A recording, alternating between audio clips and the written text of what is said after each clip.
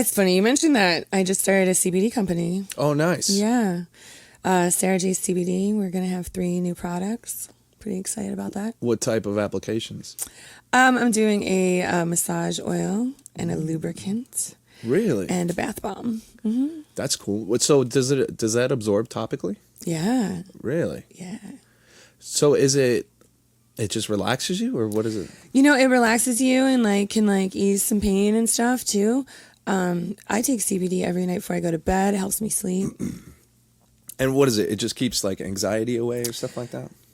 I don't Yeah. know. It's what? It also dark. because I take CBD, like I said, every night before I go to bed, and induces drowsiness a little bit, and definitely relaxes you. And then if you take enough, it will induce drowsiness for sure. Okay. Yeah. Have you already launched that? No, we're working on it right now. Really? Yeah. What type of process is that?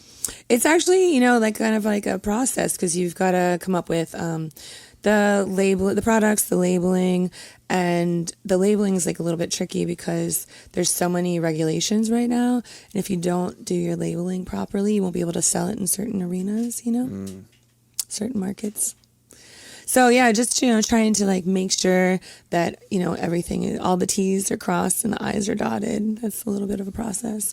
And then getting merchant processing is too, because it's still considered a high risk product. Right. Because it's not necessarily THC, but it's still in that gray area of. Exactly. Well, it's kind of new, Yeah. Yeah.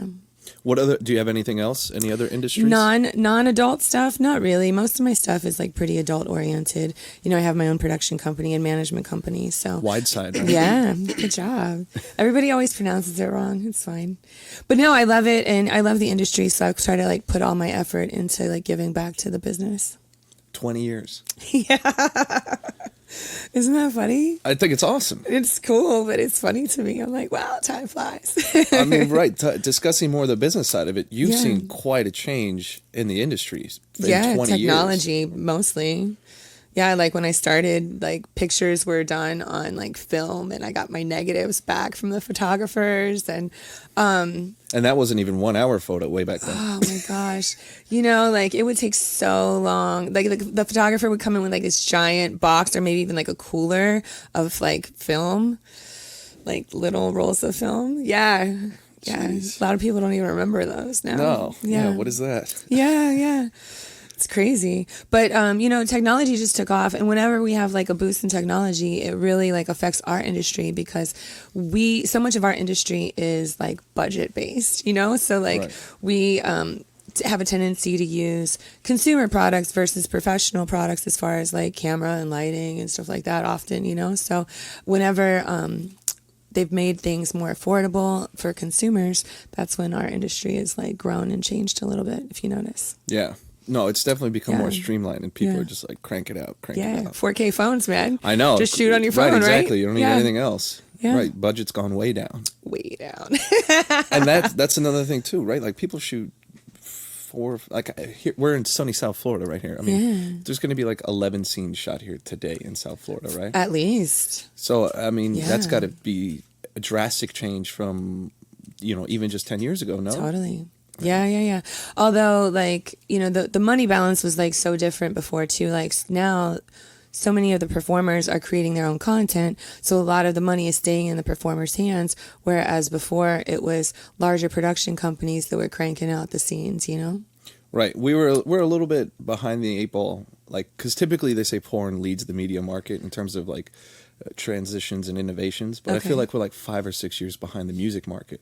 Right. Because with the whole Spotify and iTunes and Apple Music, that happened 5 or 6 years ago, where it put the money back into the artist's hands as opposed to the big record labels, and now that we finally are catching up to that. Yeah, absolutely. When all the free porn came out on the internet, we were slighted for the longest time, and then they finally started giving us some money, and that was great. Yeah. Again, business. Yeah. It's a pleasure doing business, but it's still a business. It is definitely a business. Yeah. So you're pretty business savvy? Yeah, I've always been like that, and I would never had a strong desire to do any specific industry when I was growing up. I knew whatever I did, I would be really good at it, because I put everything into whatever I do. And then I came across the adult industry, and I was this is fun. I get laid, and I can make it into a business. This is great. Yeah. That's awesome. Yeah, sure. And it's fun to be enthusiastic about the business. Absolutely. You know? Because it changes all the time. You have new encounters, new situations, new scenes, new scripts. It's never the same thing. No, it doesn't have to be. Like, my day's always different, whether I'm making like personal appearances, or, you know, maybe I'm making a bunch of phone calls with my talent that I manage, or maybe I'm doing like a lot of office work, like sending files and changing file names and organizing things. I spend a lot of time doing that. It's kind of boring, but I think a lot of my days are spent like in front of the computer, just making sure everything's organized. Busy work. Yeah. I gotta the side of stuff that people don't see. The side of porn paperwork, all that fun stuff. Yeah, I hate doing paperwork though. Like, I finally passed that off to my assistant. I was like, no more paperwork for me. That's your job. Yeah, I mean, paperwork is definitely the boring part of it. Yeah. For sure. A lot of the girls here, when they come to do paperwork, they're not necessarily lost, but you have to really walk them through here and walk them through it. But you know, they get through it, and they Uber. Did you Uber or did you? I did Uber actually. You did? Yeah, I don't drive. No? Well, I mean, I drive, but I don't have a car. Like, intentionally, not like I'm like lacking a car. Like, I don't want a car. Why not? Well, I live downtown. Okay. And so I don't need a car. Also, I don't like the temptation of like drinking and driving. And there's like so many people doing drugs and partying in Miami that like it's dangerous even if you're sober, like, to drive, you know? Like, I don't want to be hassled with parking and insurance and all that stuff. It's like, if you can remove one stress from your life, do might it. as well. Yeah, sure. And you could add CBD to really be stress-free. You know, like, I am stress-free. Totally. So no car, huh? How long have you gone with no car? I got rid of my car I had a home in Oregon, and I left it up there for a long time. So I haven't had a car in Miami ever. So I haven't had a car since 2007 here. Is that when you moved here? Yeah. From Oregon? Well, I kept my place in Oregon until 14. So, and I would just kind of like go back and forth. Is that where you're originally from? No. Where are you originally I've lived from? all over. Yeah. I'm originally from Ohio.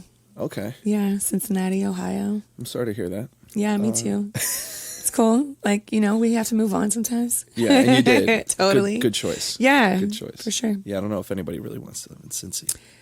You know, you'd be surprised. That's probably the thing I hate the most about it, is that people there are very complacent. They like, you know, it's like not terrible enough to leave, but it's not like good enough to stay either. Right. Comfort is a crutch. Comfort is a crutch, yeah. You just get used to life as it is and say, oh, that's life. Yeah, no, that's not me. It doesn't have to be. No. Yeah, Like, you can Uber here. I'm proactive. Yeah. What'd you do yesterday? Yesterday was Sunday. Yesterday was Sunday. On your day off, what's your typical... Right, and actually, you know what's crazy? Yesterday was my day off. Like, that was like the only day off I had all week. And I got up early, and I had a painter come and like estimate doing my painting in my house. And then I went back to sleep, and I got up and went to brunch. And then I went back home and like kind of like did laundry. And then I went to dinner, and that was my day.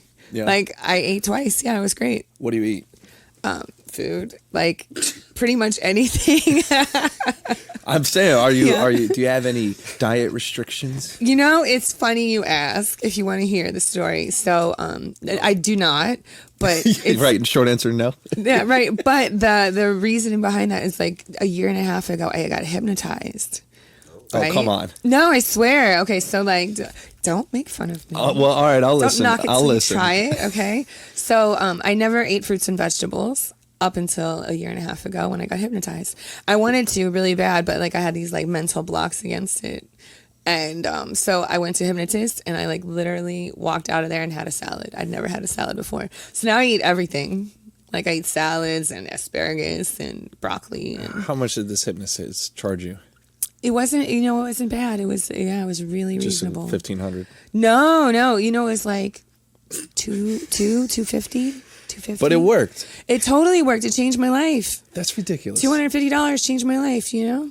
He had a flute and a cobra in a basket. Yeah. Get closer to that mic, man. I can't hear you from way back there. Was he selling snake oil or no? No, but I do feel like with the hypnotism thing, you have to like really want it to work. Like, you can't like be, because it's not like they show in the movies, you know? It's like you're not like asleep or anything. Like, it's like an intervention. You're focused up on somebody's voice, and they're telling you the shit you need to hear. And you're like, you know what? You're right. And then they'll like install like little memory things so that you remember that conversation like all the time. And you're like, yeah, I should eat this. It's good for me. So what's your favorite fruit now?